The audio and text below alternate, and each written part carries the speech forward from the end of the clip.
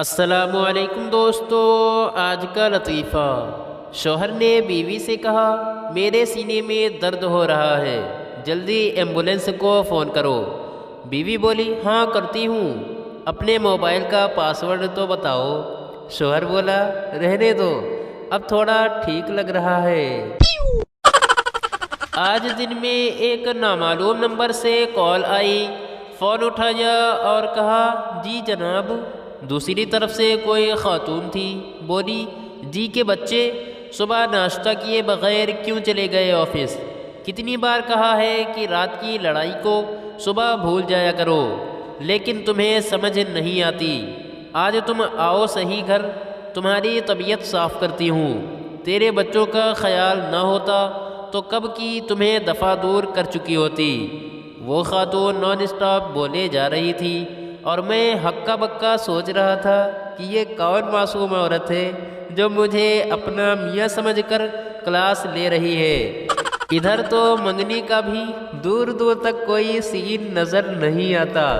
وہ ذرا رکی تو میں نے کہا محترمہ آپ نے شاید رانگ نمبر پر کلاس لے لی ہے، لیکن میں آپ کا شکر گزار ہوں۔ 2 منٹ ہی صحیح، مجھے شادی شدہ والی فیلنگز آ گئی آپ کی کلاس سے۔ کہنے لگی بھائی میں بھی کوئی شادی شدہ نہیں ہوں، بس دل کی تسلی کے لیے رانگ نمبر پر مرد کی آواز سن کر کلاس لیتی ہوں تو عجیب کی تسکین حاصل ہوتی ہے۔ لو کر لو گل۔ 4 جواری پکڑے گئے تو ان کو عدالت میں پیش کیا گیا۔ پہلا جواری بولا جج صاحب میں تو ہسپتال میں داخل تھا، یہ دیکھیے میرا میڈیکل سرٹیفکیٹ۔ دوسرا جواری بولا جج صاحب میں تو شہر میں ہی نہیں تھا، یہ رہا میرا ٹرین کا ٹکٹ۔ تیسرا جواری جج صاحب کو دیکھتے ہوئے بولا یہ دیکھیے میرے آفس کا حاضری رجسٹر، میں تو کام پہ تھا۔ جج نے چوتھے جواری کی طرف دیکھا تو وہ بولا جج صاحب تسی بھی سیانے بندے ہو، کوئی اکیلا کیسے جوا کھیل سکتا ہے؟ ایک امیر آدمی نے اپنے گھر میں پارٹی دی، بدقسمتی سے ان کی مخصوص بتیسی کوئی بھی ڈینٹسٹ صحیح طور پر فٹ نہیں کر سکا تھا۔ زیادہ باتیں کرتے وقت وہ منہ سے باہر آ جاتی تھی۔ انہوں نے سوچا کہ پارٹی میں خفت نہ اٹھانی پڑے، تو انہوں نے ملازم کو ہدایت دے رکھی تھی کہ تم میرے منہ پر نظر رکھنا، اور جو ہی بتیسی کا اوپر والا حصہ ڈھیلا ہوتا ہوا نظر آئے تو مجھ سے کہنا کہ سلطان صاحب گیٹ پر آ چکے ہیں۔ میں خبردار ہو جاؤں گا اور منہ بند کر کے پہلے بتیسی کو صحیح کروں گا۔ پارٹی کے دوران جب وہ باتوں میں مصروف تھے تو نوکر نے انہیں 2 مرتبہ خبردار کیا کہ سلطان صاحب گیٹ پر آ چکے ہیں، لیکن انہوں نے سنا نہیں۔ کچھ دیر کے بعد انہیں خیال آیا تو انہوں نے نوکر سے پوچھا کہ تم مجھ سے کچھ کہہ رہے تھے؟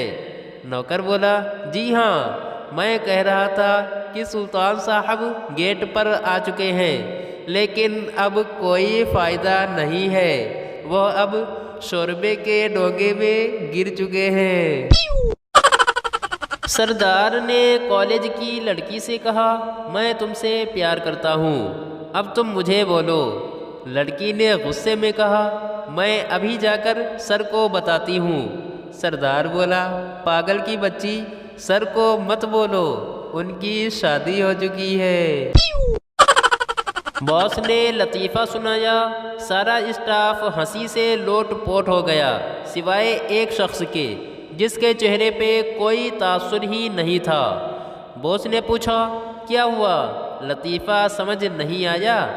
تو وہ بولا سمجھ آ گیا ہے، لیکن میں استعفیٰ دے چکا ہوں۔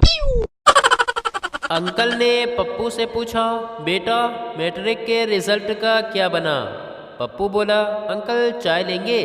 انکل نے کہا ارے نہیں بیٹا، رزلٹ کا کیا بنا؟ پپو بولا انکل کافی لیں گے؟ انکل نے کہا ارے رزلٹ کا کیا بنا؟ پپو غصے سے بولا اچھا انکل اس دن آپ پنکی آنٹی کے ساتھ کہاں جا رہے تھے؟ انکل نے کہا اچھا بیٹا چائے کے ساتھ بسکٹ بھی لانا۔ ایک عورت اپنے لیے بازار سے فیئر اینڈ لولی خریدنے کے لیے آئی۔ ایک دو ہفتے بعد اتفاقاً ایک شادی پر جانا ہوا۔ وہاں پر ایک دوسری عورت نے اس کو دیکھ کر حیرانی سے پوچھا کہ آج کل تم کیا کر رہی ہو کہ اتنی چکنی گوری ہو گئی ہو؟ تو اس نے جواب دیا کہ میں تو 5 وقت کی نماز پڑھتی ہوں، اس لیے چکنی گوری نظر آ رہی ہوں کہ اللہ کا نور ہے جو تجھے نظر آ رہا ہے۔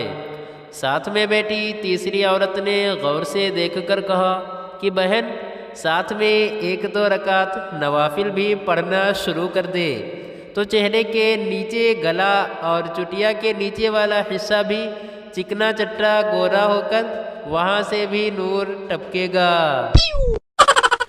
تربوز والے سے کسی نے پوچھا کہ تھپتھپانے سے تمہیں کیسے پتہ چلتا ہے کہ تربوز میٹھا ہے یا پھیکا؟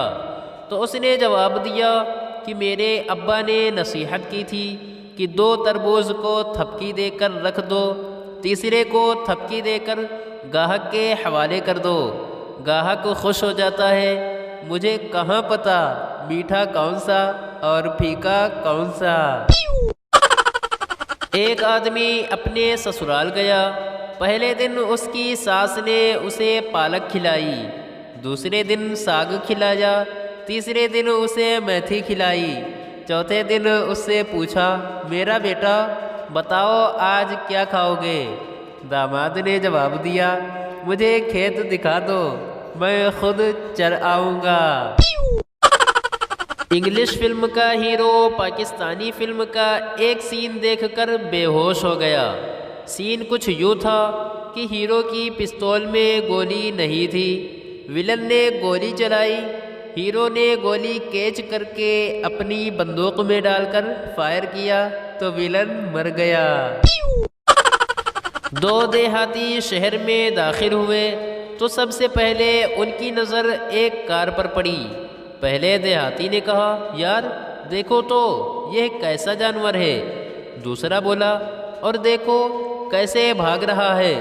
پھر اس نے حیرت سے آگے ایک اسکوٹر کو دیکھا اور چلایا ادھر دیکھو اس کا بچڑا بھی دوڑا چلا جا رہا ہے۔